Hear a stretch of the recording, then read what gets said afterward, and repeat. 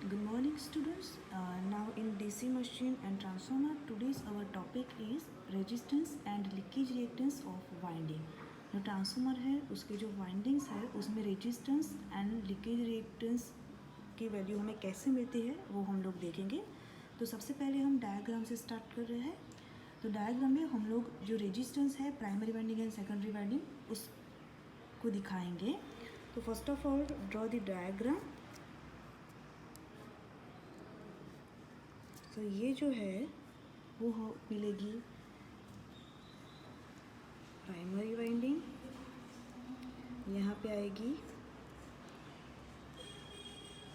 Secondary winding.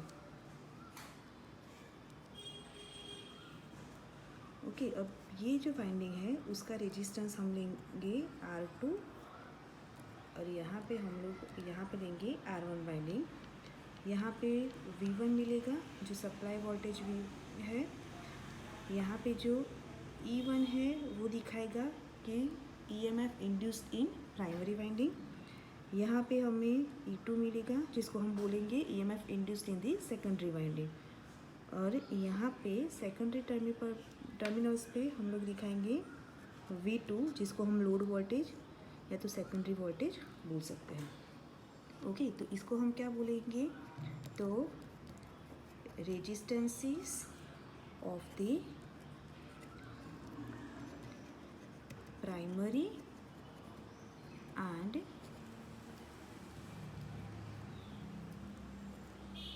Secondary windings. Okay, अब आप सोचेंगे कि रेजिस्टेंस जो है वो ट्रांसफार्मर के सर्किट में कैसे आया। तो जो हमारी वाइंडिंग्स है वो हम कॉपर मटेरियल के बनाते हैं। ओके, अब जो भी वाइंडिंग होगा उसका खुद का रेजिस्टेंस होगा एंड उसकी वजह से हम लोग उसको जब उसका डायग्राम बनाते हैं वाइंडिंग्स का तब उसको हम लोग ऐसे R1 दिखाते हैं। तो R1 यानी कि जो प्राइमरी वाइंडिंग होगा उसका resistance, same way secondary winding और वाइंडिंग की वजह से जो रेजिस्टेंस क्रिएट हो रहा है उसको हम दिखाएंगे R2। अब ये जो दोनों जो रेजिस्टेंस है वो दोनों डिस्ट्रीब्यूटेड होते हैं, बट हम लोग सिंप्लीफिकेशन के लिए जब डायग्राम बनाते हैं तो उसको लम्प्ड रेजिस्टेंस की तरह दिखाते हैं। ओके, सेकंड है लीकेज रिएक्टेंस। ओके, तो अब लीकेज रिएक्टेंस कैसे आता है, तो ये देखने के लिए हम लोग first of all we are going through one diagram. So उसके लिए पहले हम एक ट्रांसफार्मर बनाएंगे।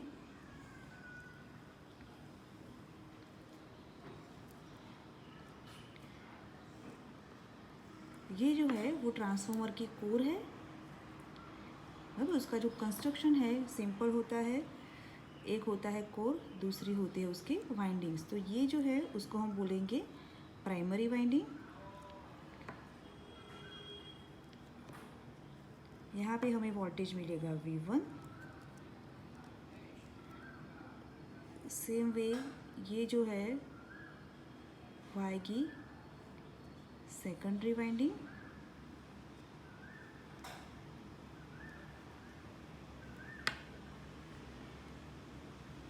इसके अक्रॉस हमें जो वोल्टेज मिलेगा उसको हम बोलेंगे V2। ओके, अब यहाँ पे जब सप्लाई देंगे तो एक फ्लक्स प्रोड्यूस होगा जिसको हम बोलेंगे मेन फ्लक्स, और जो मेन फ्लक्स होता है वो मिलेगा हमें कोर में। तो ये जो फ्लक्स है उसको हम बोलेंगे मेन फ्लक्स, जिसको हम मेंशन करेंगे एज फाई। ओके, अब ये जो फ्लक्स ये जो है बाहर का जो पोर्शन है वो है एयर, बट यहाँ पे हम लोग एक दूसरा फ्लक्स बनाएंगे जिसको हम नाम देंगे leakage flux.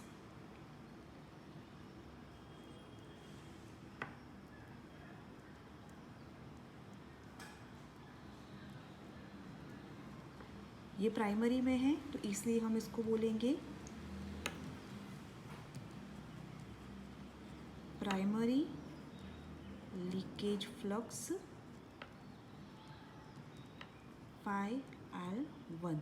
Same way secondary में भी एयर के थ्रू हमें एक फ्लक्स मिलेगा जिसको हम बोलेंगे सेकेंडरी लीकेज फ्लक्स। उसको डायग्राम में ऐसे दिखाएंगे।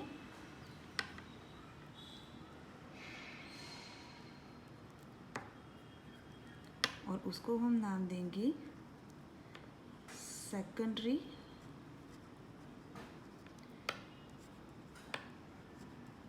लीकेज फ्लक्स, और उसका नाम लेंगे हम Φl2। ओके, तो ये जो है वो दोनों लीकेज फ्लक्स है। तो हम देखते हैं कि जो हमने बोला कि रेजिस्टेंस जो है वो वाइंडिंग की वजह से आए इफेक्ट में आएगा, और लीकेज रिएक्टेंस, तो लीकेज रिएक्टेंस क्या होता है, तो जब भी हम सप्लाई देते हैं तो जो फ्लक्स प्रोड्यूस होता है, ओके, तो ये जो फ्लक्स होता है वो कोर के थ्रू सेकेंडरी के साथ लिंक करता है और उसकी वजह से ईएमएफ इंड्यूस्ड होता है, बराबर। बट इसमें क्या होगा कि जो फ्लक्स प्रोड्यूस हो रहा है वो पूरा फ्लक्स जो होता है, प्राइमरी का जो पूरा फ्लक्स होता है वो सेकेंडरी के साथ लिंक नहीं होता है। बट ये जो यहाँ पे एयर गैप होती है, जो एयर होती है उसके थ्रू वो फ्लक्स होता है वो पास होता है, और वो सेकेंडरी के साथ पास नहीं होता है। तो ये जो फ्लक्स होता है उसको हम बोलेंगे लीकेज फ्लक्स, और यहाँ पे प्राइमरी का फ्लक्स है तो इसलिए हम उसको क्या बोलेंगे, प्राइमरी लीकेज फ्लक्स, और उसको हम मेंशन करेंगे Φl1 से। ओके, तो ये जो लीकेज फ्लक्स है प्राइमरी का, उसकी वजह से ईएमएफ इंड्यूस होगा। बट वो ईएमएफ क्या करेगा, तो जो उसका जो वोल्टेज है प्राइमरी वोल्टेज V1 उसको वो अपोज करेगा। तो ये जो पूरी जो इफ़ेक्ट होती है उसको दिखाने के लिए हम लोग क्या करते हैं, जो प्राइमरी वाइंडिंग होता है उसको रिएक्टेंस से उसको मेंशन करते हैं, और जो रिएक्टेंस होता है और जो वोल्टेज ड्रॉप होता है ये होता है ये रिएक्टेंस के अंदर, तो उसको हम ईएमएफ की तरह मेंशन करते हैं। ओके, फिर से देख लेते हैं कि जो जब सप्लाई देते हैं तो जो पूरा फ्लक्स प्रोड्यूस होता है वो पूरा फ्लक्स कोर में से पास नहीं होता, बट जो थोड़ा जो फ्लक्स होता है वो एयर से फ्लो होता है। इस फ्लक्स को हम बोलेंगे लीकेज फ्लक्स, और ये प्राइमरी वाइंडिंग का फ्लक्स है इसलिए इसको क्या बोलेंगे, प्राइमरी लीकेज फ्लक्स, जिसको हम Φl1 से दिखाएंगे। अब ये जो प्राइमरी का लीकेज फ्लक्स है उसकी वजह से ईएमएफ इंड्यूस्ड होता है। अब ये जो पूरी जो इफ़ेक्ट है उसको दिखाने के लिए हम लोग क्या करते हैं, तो वाइंडिंग जो होता है उसको रिएक्टेंस दे देते हैं जिसको हम नाम देंगे X1, और जो X1 और X1 के अक्रॉस जो ड्रॉप होता है वो दो कंबाइन होके हम लोग उसको बताएंगे लीकेज रिएक्टेंस, और जिसको हम नाम देंगे XL1। ओके, और ये जो होता है वो इक्वल टू ईएमएफ, इसकी जो वैल्यू होती है वो ईएमएफ की जितने ही होती है। ओके, सेम वे जो सेकेंडरी का फ्लक्स होता है वो भी एयर के थ्रू फ्लो होता है, और उसकी वजह से भी यहाँ पे जो ईएमएफ होता है, ईएमएफ इंड्यूस होता है। तो ये जो ईएमएफ सेकेंडरी का ईएमएफ होगा उसको हम नाम देंगे सेकेंडरी लीकेज फ्लक्स Φl2। तो ये जो लीकेज फ्लक्स है वो जो मेन फ्लक्स की वजह से जो ईएमएफ इंड्यूस्ड होगा उसके अपोजिट डायरेक्शन में मिलेगा। तो ये जो इफ़ेक्ट है उसको दिखाने के लिए हम लीकेज रिएक्टेंस लेंगे सेकेंडरी का, जिसको हम नाम देंगे सेकेंडरी लीकेज रिएक्टेंस Xl2। तो ऐसे लीकेज रिएक्टेंस जो है वो दो जो ये इफ़ेक्ट होती है उसको दिखाने के लिए हम जब वाइंडिंग के डायग्राम बनाते हैं उस टाइम उसको दिखाने के लिए ऐसे सिंबॉलिक रिप्रेजेंटेशन देते हैं R1। ऐसे सेम वे हम लोग लीकेज रिएक्टेंस के लिए डायग्राम बनाएंगे। ओके, तो हम लीकेज रिएक्टेंस का डायग्राम बनाते हैं, तो लीकेज रिएक्टेंस हम लोग कैसे बताएंगे, तो ये है, उसको हम देंगे XL1। यहाँ पे प्राइमरी वाइंडिंग का ईएमएफ आएगा E1, और सेकेंडरी वाइंडिंग का ईएमएफ आएगा E2, एंड यहाँ पे आएगा XL2 यानी सेकेंडरी का लीकेज रिएक्टेंस। यहाँ पे सेकेंडरी का वोल्टेज मिलेगा V2, and same way primary का वोल्टेज मिलेगा V1। तो ये किसका डायग्राम है, leakage reactance occurring in transformer। Same way जो सेकेंडरी वाइंडिंग होगी, अब हम क्या करेंगे, हमने रेजिस्टेंस के लिए डायग्राम बनाया, रिएक्टेंस के लिए डायग्राम बनाया, इन दोनों को कंबाइन करके हम एक सर्किट बनाएंगे। तो उसको हम नाम देंगे रिएक्टेंस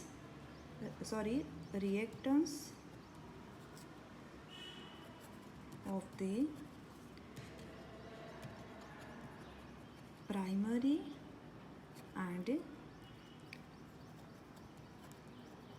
सेकेंडरी वाइंडिंग।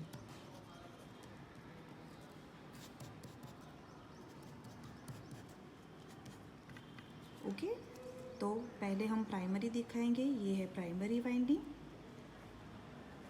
ट्रांसफार्मर की, ये उसकी आ जाएगी सेकेंडरी वाइंडिंग।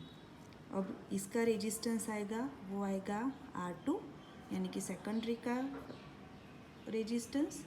ये है उसका X2, यानी leakage reactance of secondary winding. यहाँ पे E2 आएगा EMF induced in secondary winding. Output terminal पे हमें वोल्टेज मिलेगा V2, जिसको हम बोलेंगे सेकेंडरी वोल्टेज या तो load voltage. Same way primary पे, तो प्राइमरी पे भी हमें मिलेगा लीकेज रिएक्टेंस X1, जिसको हम नाम देंगे X1, और उसका रेजिस्टेंस होगा R1। ओके, और उसका वोल्टेज मिलेगा V1। तो ये जो है वो हमारा रेजिस्टेंस एंड लीकेज रिएक्टेंस का डायग्राम है फॉर ट्रांसफार्मर वाइंडिंग। ओके, तो कैसे है वो पता चलेगा। जो रेजिस्टेंस है वो वाइंडिंग का जो मटेरियल यूज़ करते हैं उसकी वजह से अपीयर होगा। जो रिएक्टेंस है वो लीकेज रिएक्टेंस है, उसको दिखाने के लिए हम लोग बनाते हैं। लीकेज रिएक्टेंस फॉर्म होता है, लीकेज रिएक्टेंस की वजह से वहाँ पे वोल्टेज ड्रॉप होता है उस रिएक्टर्स में, उसको वो जो है वो प्राइमरी में जो वोल्टेज है, सप्लाई वोल्टेज, उसको अपोज करेगा। उसको दिखाने के लिए हम लोग X1 लेंगे और उसकी जो वैल्यू होगी वो प्राइमरी के EMF जितनी होगी। सेम वे सेकेंडरी में जो सेकेंडरी में भी लीकेज फ्लक्स होगा, सेकेंडरी में लीकेज फ्लक्स होगा, उसकी वजह से EMF इंड्यूस होगा, और वो इंड्यूस्ड EMF की वजह से जो प्राइमरी का जो EMF है उसको वो अपोज करेगा। अब ये जो इफ़ेक्ट है उसको दिखाने के लिए हम लोग सेकेंडरी में लीकेज रिएक्टेंस दिखाते हैं वाइंडिंग डायग्राम में।